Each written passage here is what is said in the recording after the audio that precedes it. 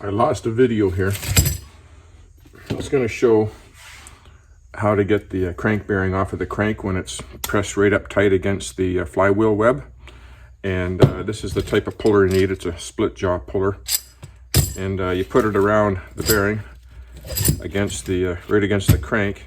And then as you tighten it, it wedges the bearing out. It won't pull it out all the way, but it'll leave you a nice gap. Now you have a gap, you know, about almost a quarter of an inch in there. And then you take your chisels.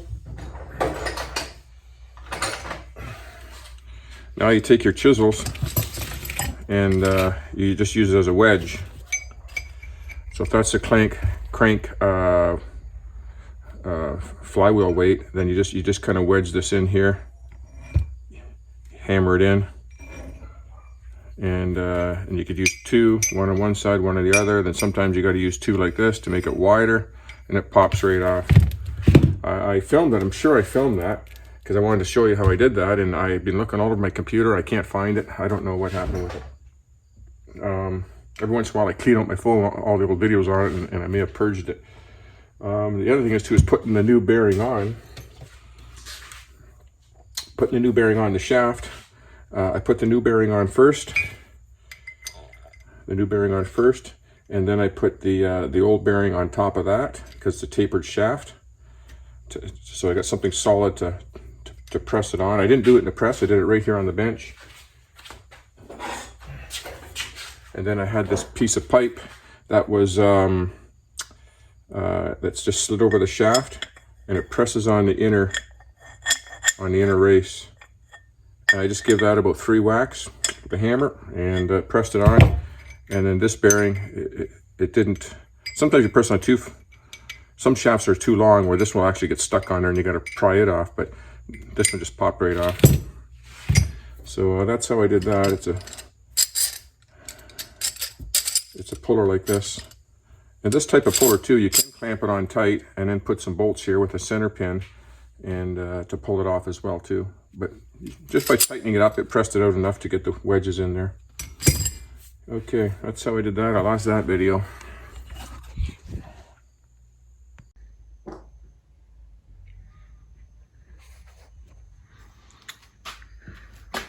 I got the engine all back together. I didn't film it. Just wanted to get it done, and working late one night. Every night I kind of come out a little bit and do a little bit more on it.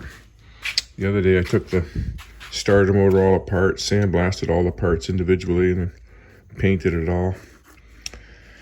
So I had one bad bearing in the crank. It was really rusty and pitted. The other ones were all pretty good. So replace this one bearing. This bearing is like $100 or something like that. It's crazy. It's got this little hole drilled in it for the pin. All the bearings on the crankshaft have a hole drilled in, so they lock and locate in, so you can't spin a bearing. Well, I bought one of these bearings without that hole drilled in it for, I think with shipping and delivery, 25 bucks. But what I do is I Loctite it. I Loctite this one into the cases, stop it from spinning.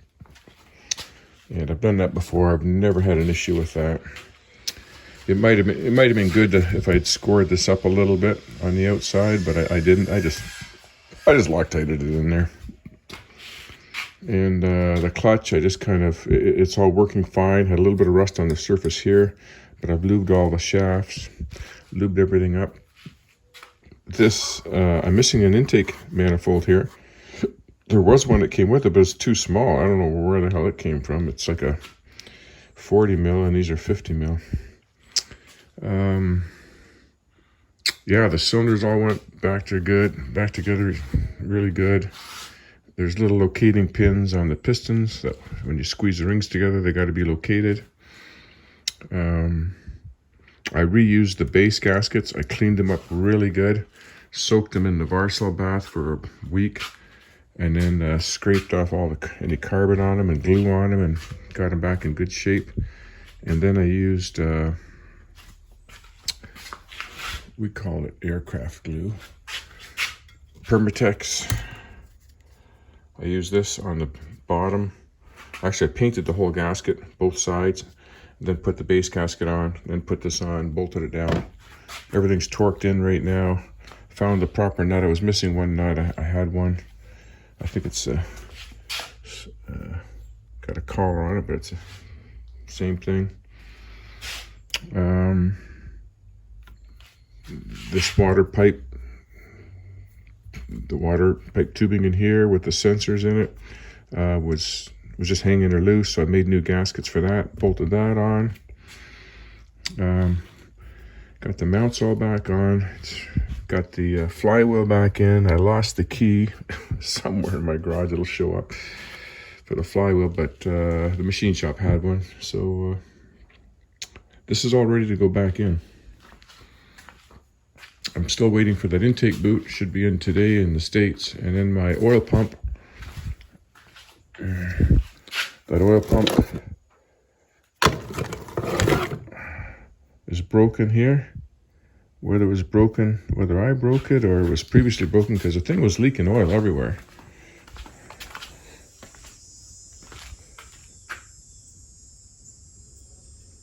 I may have broke it, I don't know. It looks kind of oily, but I may have broke it. But I found one of these, and with it shipped and delivered, $25. Like a lot of these things, if I lived in the States, well, actually, no, I had it shipped to my mailbox in the States, so it's cheaper. So yeah, I think it was only like $15. And then same with that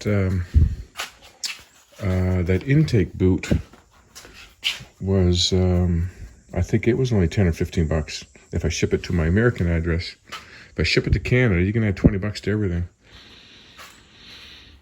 So I can still bolt everything all back together. Get the motor in, get it all bolted in, and then wait for the intake boot to come in, and the oil pump I can bolt that on. But what I've been doing is I've been cleaning it all out down here with Varsol, and cleaned all inside here.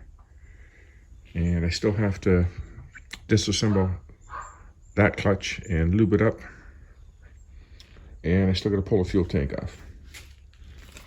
I'm going to put the battery box back in.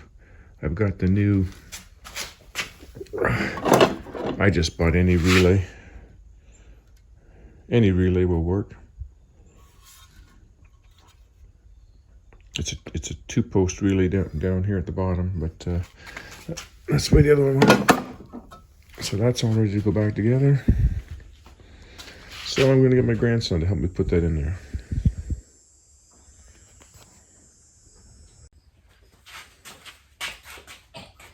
Got grandson Cash helping me today. Gonna put this motor in there. I'll be able to spin that when I walk by. Okay, I'm gonna grab this side. I think this is, because this is the operator, it's gonna turn. You can just grab one hand under there and one hand under there. Hopefully this doesn't roll over on me. Right. This is the outward side.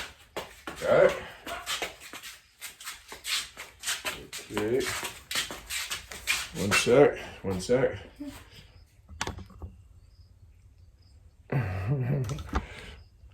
Ooh, one hand. Okay, we gotta go to the other side. This side heavy. Pretty heavy for a little guy. Okay, just set it on there. Just let it bounce. Is it bouncing good? You good like that? You just steady it. I'm going to go over and grab that side. Oh, the dog wants to help. Okay, this is where it's going to kill my back. Okay, so remember I was telling you about something's not right here. I got that backwards. Awesome. We got to get your end over there, my end over here. Okay.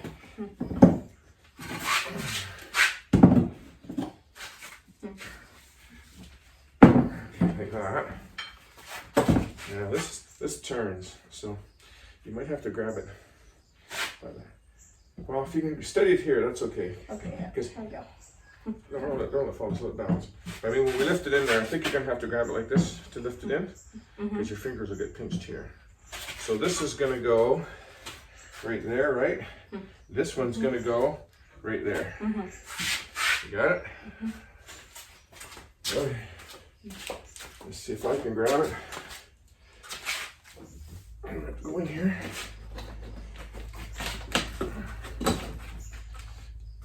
Oh, my back is going to kill me.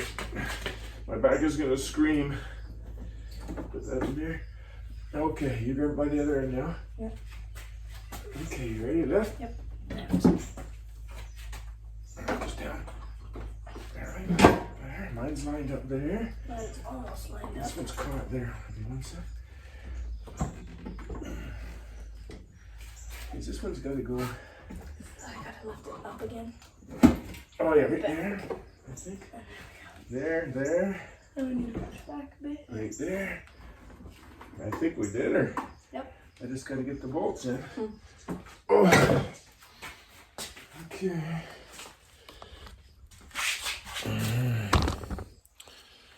Bring that down. Good. Okay, I'm going to get the 4 bolts in. And I'd like to hook the electric starter up, crank it, make sure I got spark. Okay.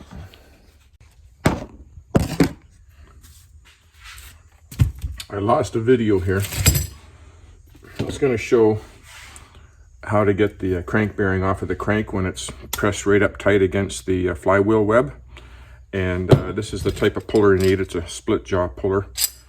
And you put it around the bearing against the right against the crank, and then as you tighten it, it wedges the bearing out. It won't pull it out all the way, but it'll leave you a nice gap. Now you have a gap, you know, about almost a 1/4 of an inch in there. And then you take your chisel. Now you take your chisels and you just use it as a wedge. So if that's the crank flywheel weight, then you just kind of wedge this in here, hammer it in, and you could use 2, one on one side, one on the other. Then sometimes you got to use 2 like this to make it wider, and it pops right off. I filmed it. I'm sure I filmed that because I wanted to show you how I did that, and I've been looking all over my computer. I can't find it. I don't know what happened with it. Every once in a while I clean out my phone, all the old videos on it, and I may have purged it. The other thing is putting the new bearing on. Putting the new bearing on the shaft. I put the new bearing on first. And then I put the old bearing on top of that because it's a tapered shaft. So I got something solid to press it on. I didn't do it in the press. I did it right here on the bench. And then I had this piece of pipe that was that's just slid over the shaft, and it presses on the inner race. I just give that about 3 whacks with a hammer and pressed it on. And then this bearing, it didn't. Sometimes you press on some shafts are too long where this one will actually get stuck on there, and you got to pry it off. But this one just popped right off. So that's how I did that.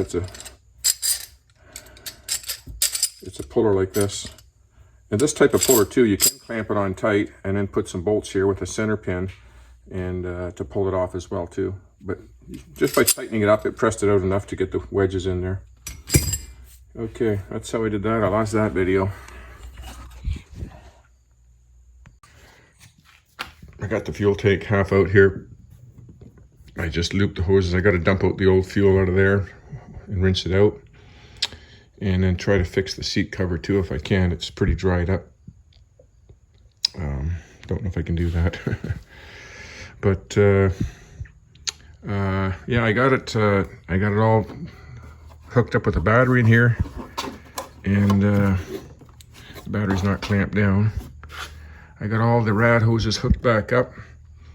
Didn't put any antifreeze or anything in yet. I'm just waiting for the one carb boot. I got one there. I need the other one. It's at my mailbox in the States right now, but I can't get over there, so I got to get somebody to pick it up that's got their vaccines or can cross the bridge. But yeah, she turns over good. I got it hooked up. The spark plugs in. I got spark. I didn't get spark for a while because this computer box has to be grounded, and I wasn't getting a good ground through here. So I got a cable on the back of the screw here that goes down to the motor, and then I had spark instantly. But I'll just give it a little turn here because I don't want to foul up my plugs.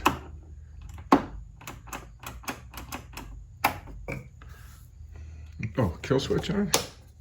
Kill switch is off. What the hell's going on? Let me find out what's going on. Okay, we got everything hooked up.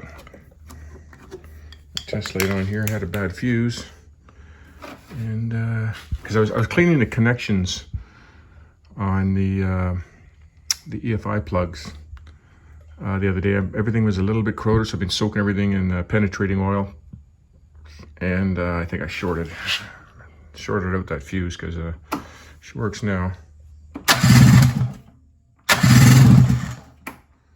So everything works good. I got good spark. Just need fuel tank cleaned up. The fuel pump works. Had that working, it pumps the fuel out, but I'm just going to dump out the remainder of it. I don't want to burn the pump out, pumping it out. I think there's about a third of a tank in there. Quarter of a tank maybe. But the only thing that I'm seeing is I don't have a headlight or tail light, but I think that's in the computer. As soon as the engine fires up and runs, then it's directing all the power from the battery to the starter motor. So you don't lower the battery but turn the lights on. I think that's how these ones work. I'm hoping so, because I got power to the fuse, the lighting fuse, and I checked all the bulbs. Everything's good. So that's all I can see.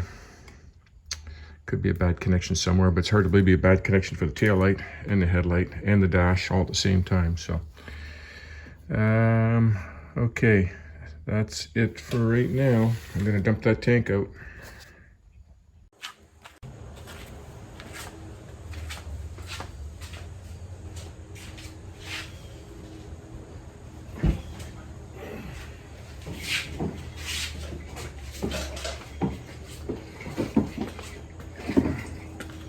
There's a lot more gas in here than it's supposed to be.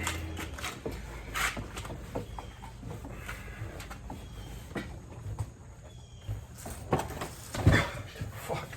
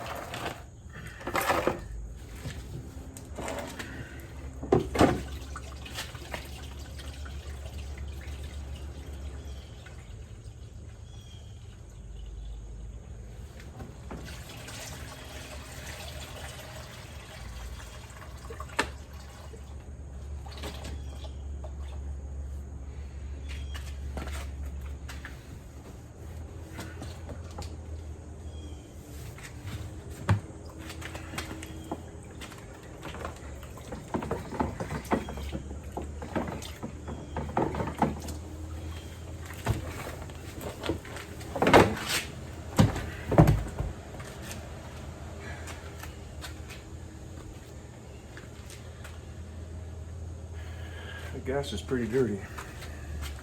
Lots of water in it. Nice clear gasoline. But it feels like this plastic seat is full of water, it feels like. Like it's still damn heavy.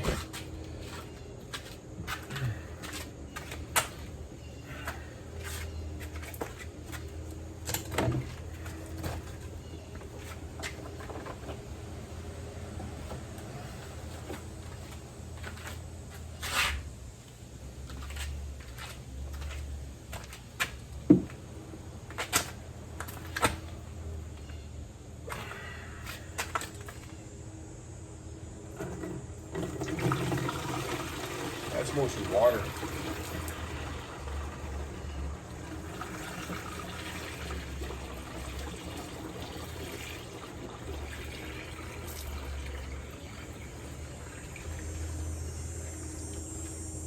That's mostly just water.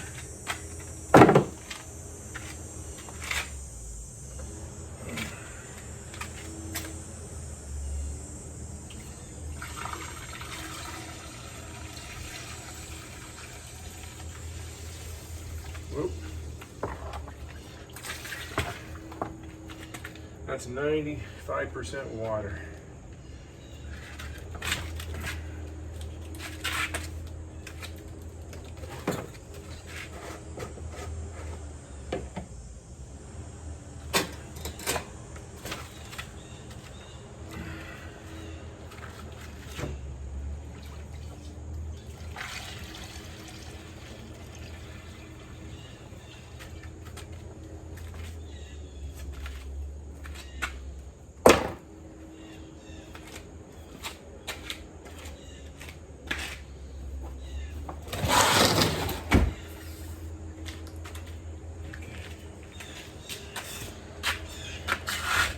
I'm gonna take the fuel pump out now because that was 95% water in there because the other gas cap, the lid was broken on and the water just goes inside. Okay.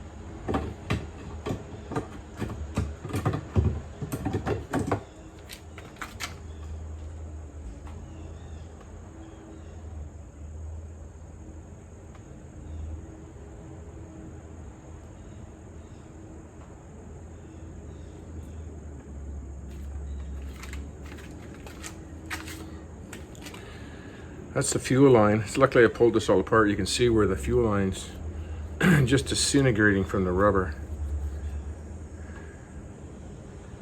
So I'll replace all of that. But luckily the pump and everything up here, I don't see any corrosion because this thing was full of water.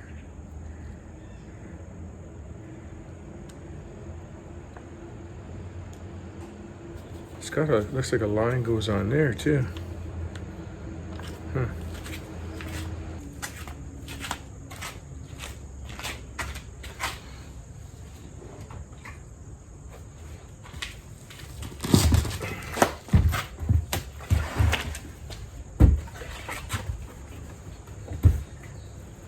There's no good way to do this.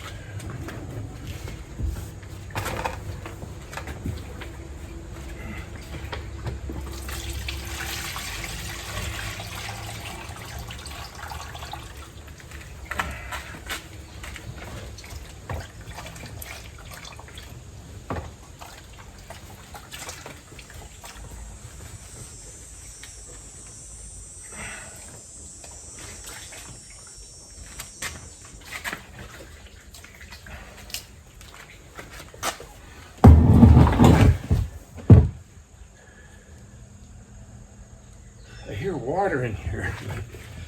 There's water in this thing.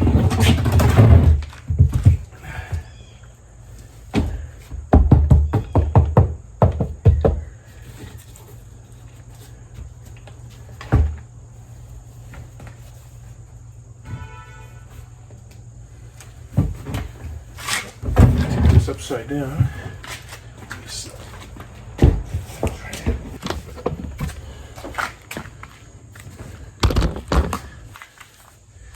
And these two packets here, can't see too good from here. Right here, these two pouches got, there's water in it.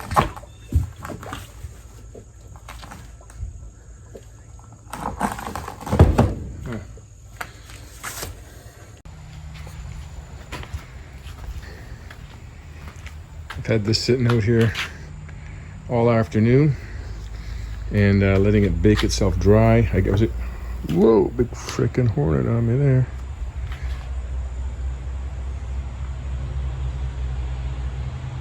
Great big sucker. Hey, I was able to get my hand in here and wipe it all out and dry it out. And sitting up like this, all the water has been dripping out and leaking out of the bottom end down there. You can see under there, so that's drying out. And what I noticed when I was looking inside here, I don't think you'll be able to see, but I see 3 screws sticking up in there. Oh, yeah, you can see where the water's still dripping out. Look, somebody's shoved in 1, 2, 3, 4. There's another screw under here. 4 screws trying to hold this strap up over the tank here where it's come undone.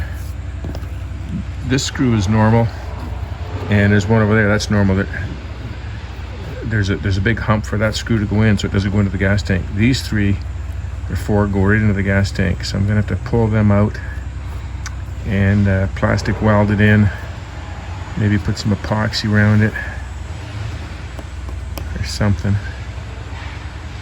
I don't want that dripping and leaking.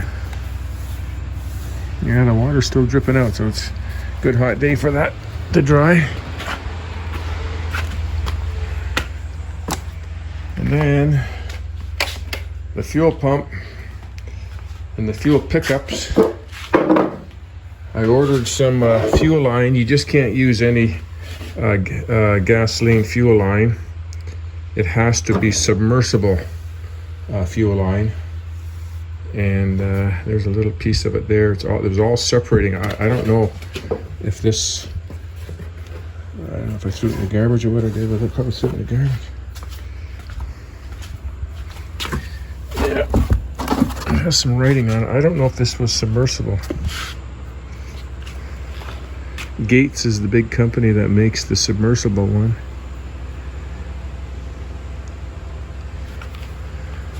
And it should say submersible right on it. Made in USA. That's not the Gates. Not Gates. Fuel line hose. This is Gates hose, but not submersible.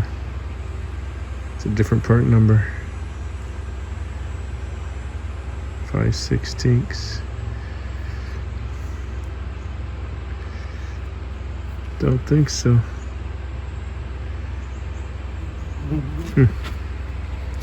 Should say submersible right on it. Compatibility, hose. Doesn't say submersible on it. So I ordered that from Arctic Cat. It's $179 for 10 feet of it. and that's what you got to buy from Arctic Cat. I guess it's to replace the other 2 fuel lines on the outside, but they don't need to be submersible. So on eBay, I even looked on Amazon. You can get it as cheap as I think $28 a foot, and then plus shipping. And you need about 2 feet. There's about a little over 2 inches here, 2.5 inches here, and then there's about 20 inches, that piece there. So you need about 2 feet to do it. But, and I was all ready to order 2 feet. It was going to cost me like 80 bucks Canadian to have that shipped to my American mailbox. And then I was thinking, I only need 2.5 inches for this. And then from these two pickup tubes, that's where you need like another 20 inches or so. I'm just going to put a 2-inch piece of pipe, that hose here, 2 inches there and 2 inches there, and then I'm going to put a piece of 5/8 or 1/4 inch copper piping in between. That's what I'm going to do. cheap. So I ordered that, so I was going to be like 20 bucks. You can get a 6-inch piece, or I can't remember, 6-inch or 12-inch piece. I think I ordered a 12-inch piece for like 28 bucks or 22, 28 bucks. So that's what I'm going to do. I'm just going to put a copper piece in there. The idea of these 2 things is there's one right below the pump here, and then you have one at the very back, because when you accelerate, all the fuel is going to go back, and then this one's not going to pick up the fuel. So, but also, this is supposed to be capped off according to the parts book. I got 2 of these. One's vented, one's unvented. And this is the vented one. This is the vented one. This is supposed to be unvented. So I've got 2 of the same. So I'm going to have to cap this one off. It's kind of like if you've got a fuel line, if you're picking up fuel from the bottom of a tank and you got a hole in your pipe up here, it'll never suck from there. So when I get low on fuel down to, you know, the bottom of the tank here, it's not going to pick up fuel. It's just going to pick up air from this one. So by plugging this off, I'll get an extra inch of fuel anyway, 2 inches. That's what I believe anyways. Yeah, I there's nothing in the book about this. I thought, well, maybe there's a return line up to the fuel pump, because this is the fuel pump return line here, and it returns through here. You know, is there a line that goes to that? No. So I blew the pump out too with compressed air, and it just I put air in here, and it just blew out tons of water and moisture out of it. And I laid that out in the sun all day in the hot sun to kind of bake it. And I'm pretty sure I got all the water out of that. It got nice and hot. So I'm just waiting for those parts to come in. And I ordered a whole bunch of clamps, fuel injection clamps, not these screw clamps. You can get like a pack of 84 for like 18 bucks. And when I was buying them, like I buy them like this at the parts store here, and they're like $3 or $4 each. some are $5 or $6 each. So I ordered a variety pack for that. Okay, I think that's as far as I can go today with this snow machine. Oh, I got the skids too to put on. The carbides to go on these skis, I can put them on. These ones are missing, so I got new ones there to bolt on. And I'm not going to pull the skid off yet until I get the motor fired up and running, and make sure the transmission, clutches, everything's working good there. Then I'll pull the skid out and redo all the bearings in it. And this thing should be done. Okay, that's it for today's video. Thanks for watching.